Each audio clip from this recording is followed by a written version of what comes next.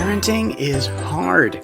It can also be rewarding, but getting through the grind to the good stuff can be a real struggle. And all of us could use some inspiration, encouragement, or just a reminder that we aren't alone on this journey. Sometimes even parents need a timeout.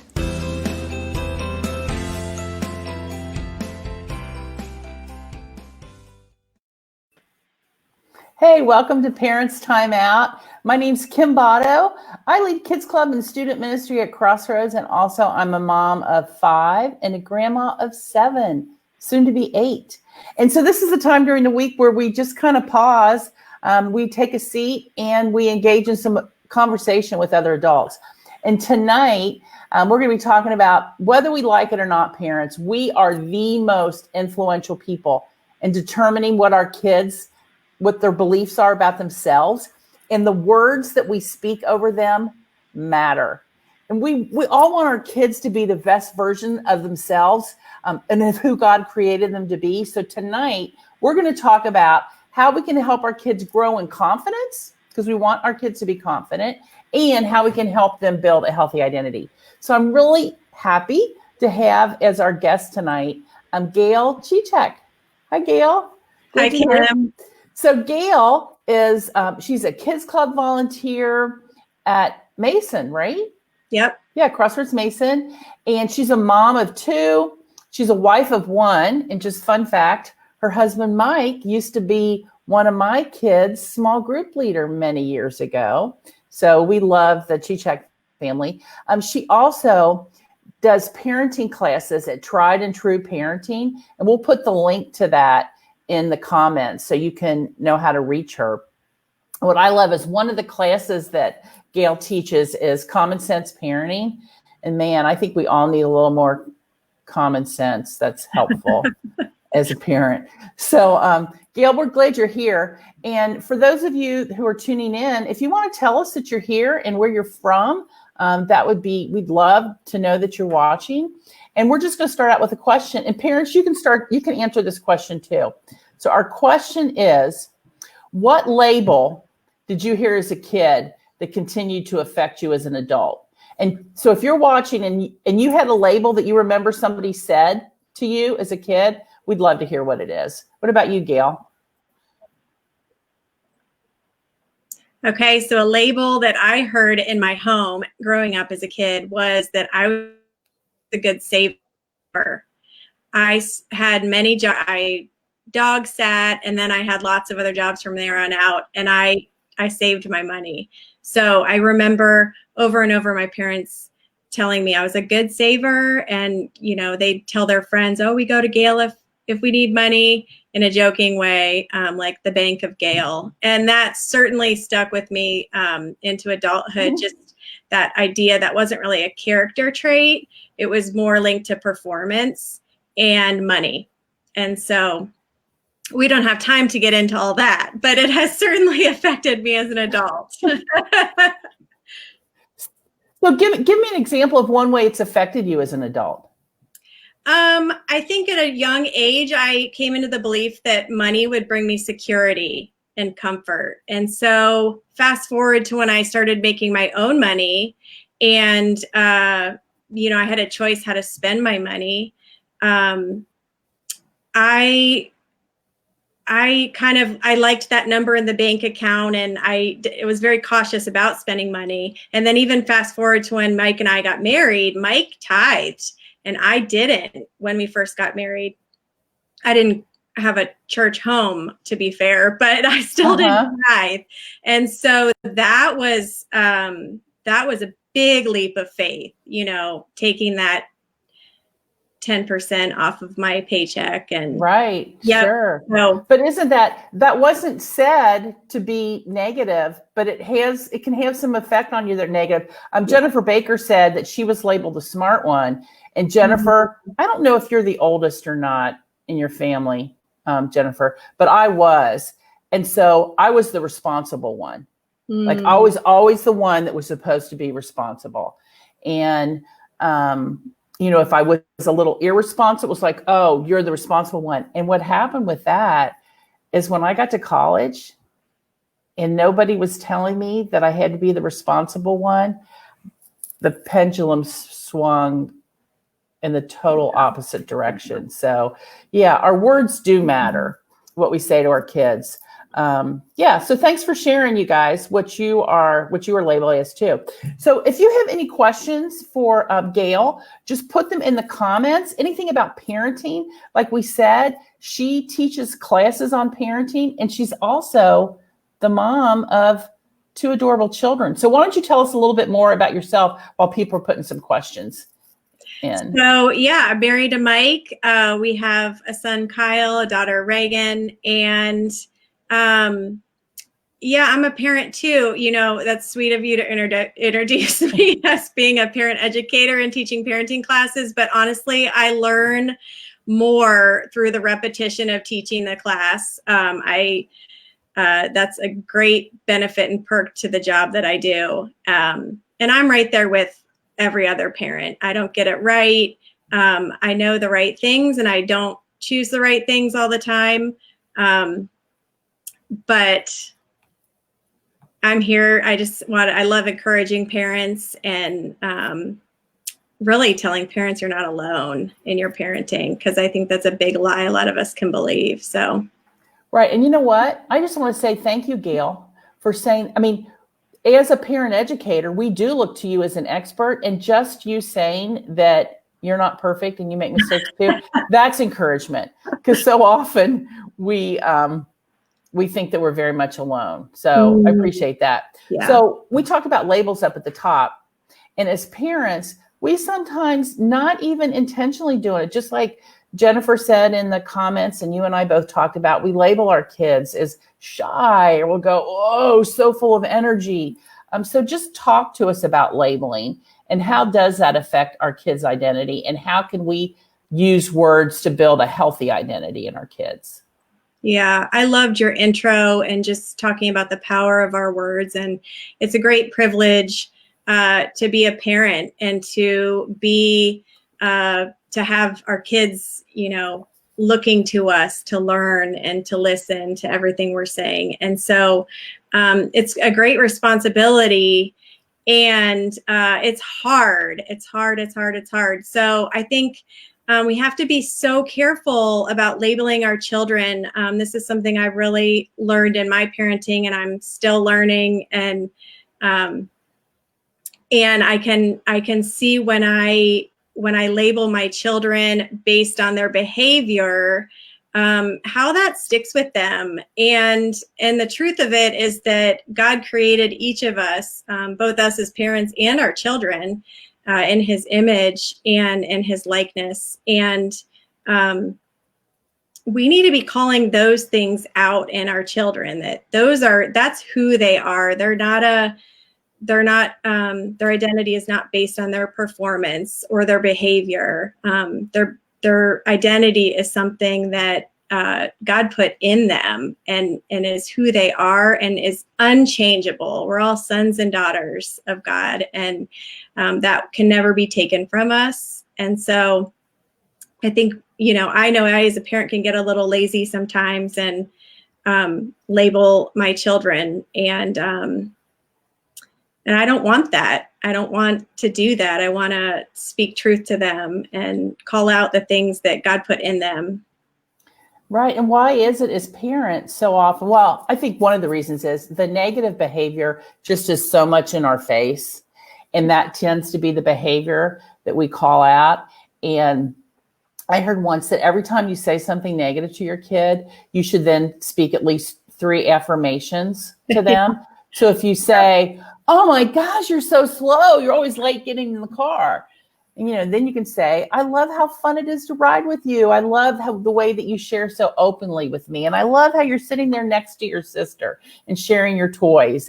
But because we just tend, and as adults, if we think back, it's the negative stuff that sticks with us. Yeah. Much more. We have a couple questions. One is from Jennifer Baker, who she did confirm she is a firstborn. She's the oldest kid, and she was always the smart one. And she says, I see my son has some of my perfectionist traits, and he's hard on himself. So how can Jennifer help him try new things and feel more comfortable to fail, free to fail? Well, Jennifer, it's interesting that you say you see some of the same traits that it appears you struggle with too, perfectionism. And I think being authentic and vulnerable with your children is one way that you can help your child. You certainly, it sounds like, can relate to your child who has those perfectionist tendencies.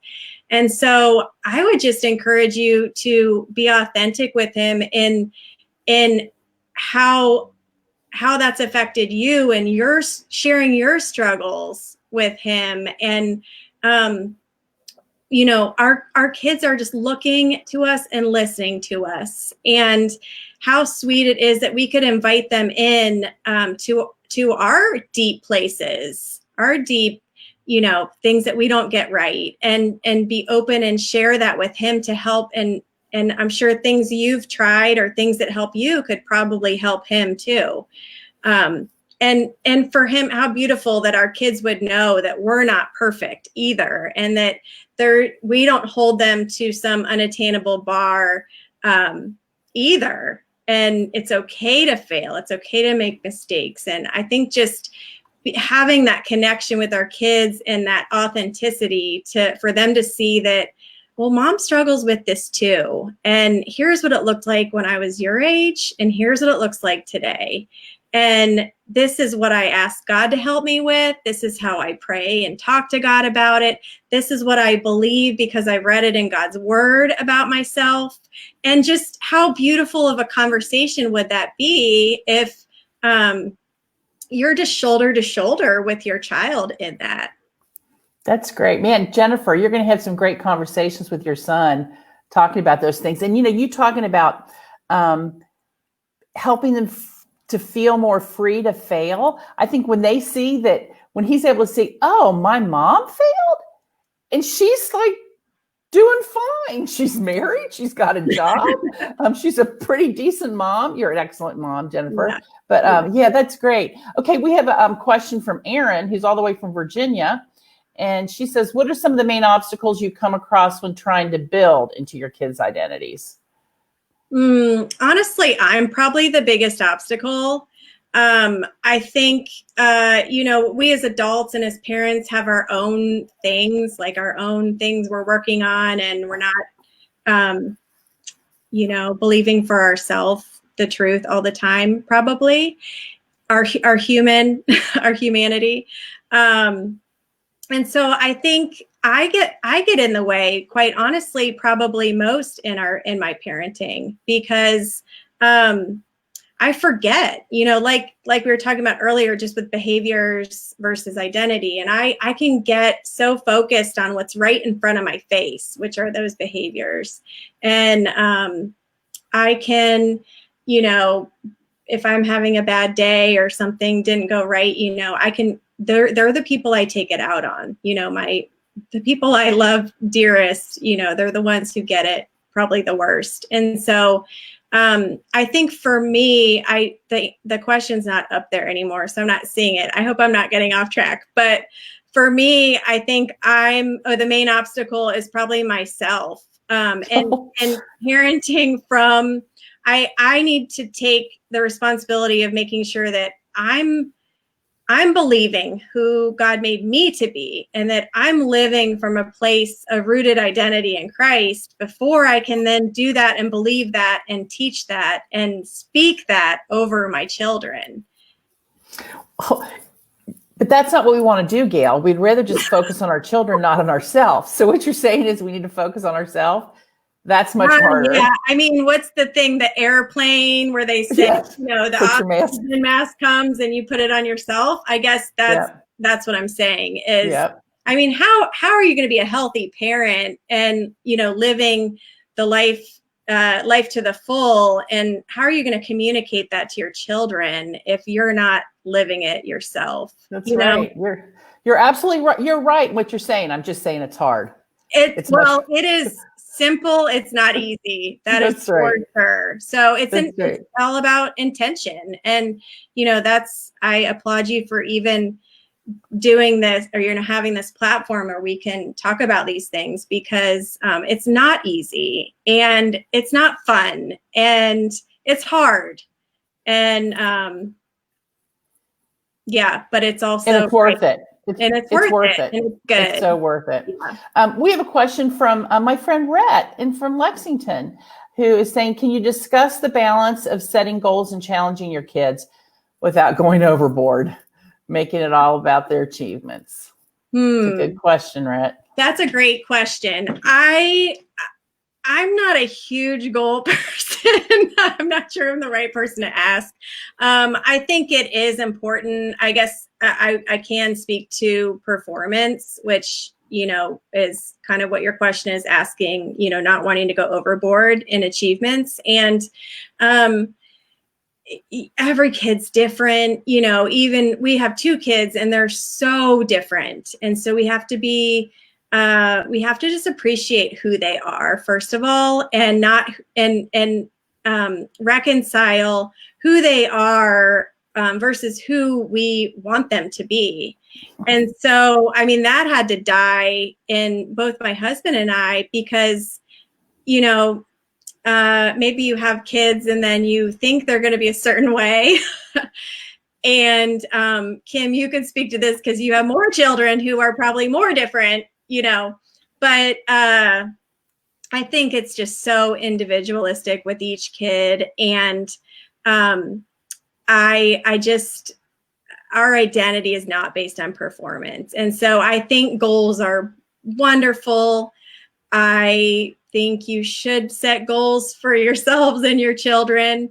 I'm not sure I can tell you exactly how to do that because I don't know you or your children, but I just think it's a fine line of are we spending more time focusing on things that are performance related or things that are just because that's who you are? And I think sometimes we can look at instead of rewarding for good grades, you set the goal that you're going to spend so much time each evening working on a project. Or instead of saying you're going to get so many soccer goals, is that how you say it? You make so many soccer goals in a game over a period of time. You set a goal for being disciplined. Say, okay, we want to be people who are disciplined, and our yes is yes. So we're going to go to at least 90% of the practices. I think sometimes goals like that, then it's not based so much on their performance, but it's things that build character traits that we want. Yeah, and I think some kids that comes naturally too, and you almost have to reel that in. And some kids you kind of you have to help them set goals because. Right. That is important to move forward. And so, I think you're totally right, Kim, just about it looking differently and celebrating the wins, whatever that looks like. It may look a lot different than what the world says. If you have a child who really struggles in school, yes, you don't have to celebrate the all A's. You're celebrating you got 1A or you got all B's. You can still celebrate the things that the world doesn't necessarily consider an achievement, but it's an achievement for your child. Right. And one of the things we want to help them do is figure out how you take this big thing that you want to get to and break it down into bite-sized steps. And that's great training for them. We have a question. So thank you, Rhett. We have a question from Abby Rasmussen. So talking about characteristics we see in our kids without putting it on them. Okay, so her daughter's very energetic. Yeah, I can relate to this question. And I think it's just being careful and choosy with our words because think of the adults who are energetic. I have some great friends who I just call high capacity. I'm not suggesting you use this language for your child, but I'm just, I guess, saying, it's sometimes all about perspective, and I think you can even ask God, I believe that, my child, she has a lot of energy, and I believe she's going to get after it for your kingdom, God.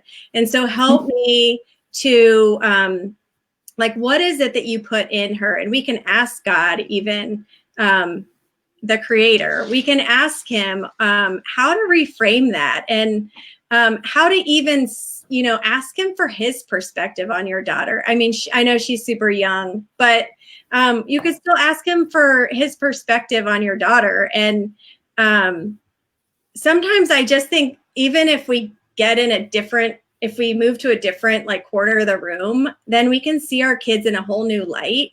And even better to ask God how he sees our kids. Energetic, I'm sure that's exhausting for you as a young mom and with two tiny ones. I mean, and so just reframing that language, and how can you even then, how beautiful would it be to then, be in a conversation with other people and to be able to call that out in a different way. That if someone's like, oh, she's, we've all been there where another parent's been like, oh, your kid's got a lot of energy. And you're like, yeah, she does. She's on fire. And, however, it's part of it's how we respond and how we get on board with who our kids are, instead of apologizing. I know, tell me about it. I'm exhausted. I mean, I don't know if she's hearing those conversations. I know that's been a thing in our house too, is, just shifting our perspective on how we see our kids, and what the world may see as weaknesses, and filtered through God's Spirit can be an awesome strength and a mighty force for the kingdom. So, and really, when you look at it, most of those behaviors that are causing us frustration, like the kid that's energetic, or the kid that's strong-willed, or the kid that's stubborn, a lot of those are the traits, actually, when they leave home, we actually want them to be stubborn and know what they want. And we want them to be energetic and to go after things. And I love what you said, as far as when you're responding to what other people say. If they say, oh my gosh, Ayla's so energetic, remember that Ayla's hearing everything that you're saying. So and how cool that as you start speaking that way, she can start believing that for herself too. Right. We have a question from Karen Gerke. Man, this is if you have more than one kid, you have experienced this before. How do you help keep your siblings from comparing themselves to each other? A brother judges himself against his brother. Yeah, I think the first thing that comes to mind for this answer is, we read about the church. We read in the Bible about the church and how God's given us each different things, different gifts, and, that all contributes to the body. And it's no different in a family, because we all can't have all the things. And so we need to celebrate the uniqueness. And I'm not exactly sure what to tell you so that they're not judging themselves and comparing themselves against each other. But I just think it's important, the basis of that conversation is we're not all made to be the same. That's kind of maybe where it starts, in my mind at least, is that's not God's intention, is that we all do the same thing and we all have the same abilities, and we're not all robots. And so bringing your kids into that understanding that that's not the way God made us, and that was not his intention for us. He needs all the different pieces, all the different parts to make it all work. And so I think that's how our families need to look too. We have a lot of language in our house around our team, and we need all the parts of the team, and we're so different. And, when you're sad or whatever, I'm the one you come to, but if you need the encouragement, you go to Mike, and, all those types of different dynamics of a team. So right. That's good. And helping, as you're encouraging the kids in their unique abilities and giftedness, that helps them encourage their siblings. I found that when siblings start encouraging each other, because if we're modeling, and sometimes we have to kind of overdo it to get them to do it with us. But I love that, encourage them in their unique ways. Yeah. We have a question from John, also from Virginia. Tips on including grandparents and other family members on building into our kids' identity. I love it. Yes. So what are your tips? I think that's awesome. That's a great question. And I think that, if you have grandparents or other family members who can speak those words of life and truth over your children, I think that's incredible and incredibly powerful to hear. Isn't it neat for us as adults if we are now learning or have more years of experience learning about who we are and who God made us to be and growing in confidence in those things. And, you hear that from more than one person, you start to really believe it's true and hear those words of affirmation. And so I think that's beautiful for that to happen within a family. I don't know about any specific tips. I think you give permission and you do a lot of yes and amen. So yeah, that's beautiful. Yeah, I would say, well, I know in talking to a lot of young parents, so many of their parents were just trained differently, and giving kids a lot of encouragement wasn't necessarily how they parented. So they may need to be retrained, and it's okay as a 25-year-old, 30-year-old to help your parent interact with their kid. Hopefully the grandparents are lifelong learners and they want to learn. And there's all kinds of stuff that we've learned about the importance of positive reinforcement and how words spoken over kids. Because I know grandparents can sometimes be empathizing with the parent as far as, oh my gosh, these are the hardest years. And oh my gosh, and I think just simply in a kind way, taking them aside and helping them understand what message that conveys to the kids, that these are horrible, awful years when they're home with the kids. So you have a huge fan club on here, Gail. Lots of people, including your husband, who says that he loves you. So we're very happy to hear that. Yes. But gosh, our time is up. So we loved having you tonight. And I would love to know, what final thoughts do you have, or anything that you'd like to say as we close to our parents watching? Yeah, I'll repeat it one more time. You're not alone in your parenting. I just think that's so important, and we can't hear that enough as parents. And then, I would just encourage all of the parents to praise their children. And just like you mentioned, Kim, we teach that 4-to-1 praise to correction ratio, and the importance of positivity and praising our children is just huge. It's just so huge. And I think I might challenge you and encourage you to just build your kids up. We have a saying, or maybe you've heard it, but a broken clock tells the right time twice a day. So even when everything is hitting the fan, so a broken clock tells the right time twice a day. There are things we can find if we're looking in our children. There are things that we can find that they're doing right, or, character traits we can call out in them. Kim, you kind of talked about this earlier a little bit too. Like, it was a time getting in the car, but when you're getting in the car, it's like, good job sitting in the seat. Right. Right.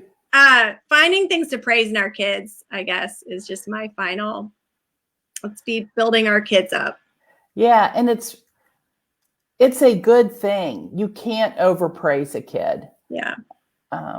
So can't wait to see how you guys find new ways to praise your kid. And I sometimes have to stop and pray and ask God. I'll say, "Dear Lord Jesus, give me something positive to say to this child," because there's just nothing apparent right in front of me. Yes. So thank you so much, Gail. She's at Gail's at Tried and True Parenting. I think we put the website in the comments. So if you want to reach out to her, I know she would love to hear you. And we are so excited that next week we've got Jane Schooler, and Jane is on staff at Back to Back Ministries. And Jane's kind of fancy. Jane goes literally all over the world, training people who work with kids, especially kids who have been through trauma.